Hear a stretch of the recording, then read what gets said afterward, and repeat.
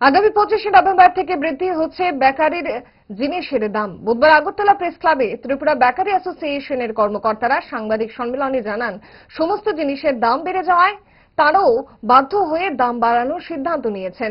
আগামী 2-3 দিন রাজ্যের সমস্ত বেকারিতে উৎপাদন বন্ধ রাখা হবে, কারণ এই দুদিনে আগের সমস্ত উৎপাদিত সামগ্রী যত মজুদ রয়েছে সবগুলো বিক্রি করার লক্ষ্যে সিদ্ধান্ত নেওয়া হয়। অন্যথায় রাজ্যের বেকারি শিল্প বন্ধ হয়ে যাবে।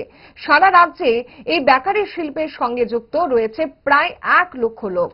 বেকারি বন্ধ হয়ে গেলে এই লোকগুলো কর্মহীন হয়ে পড়বে।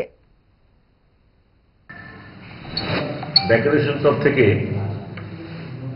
আগামী 25/11/2024 পূর্ব নির্ধারিত অনুযায়ী আমরা রেট বর্ধিত করছি।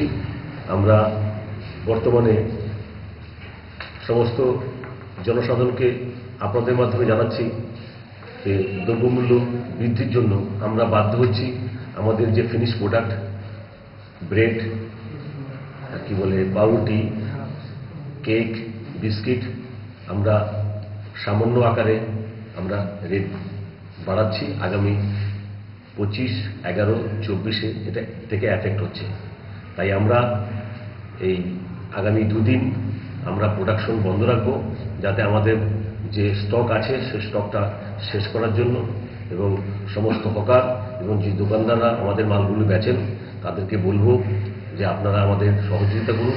দোষ আপনার ফুড হ্যাবিটে নয়, ভেজালে। সেই মায়ের আমল থেকেই তারা 5 দশক ধরে গ্যাস, অম্বল ও পেটের সমস্যার একমাত্র সমাধান গ্যাস নল।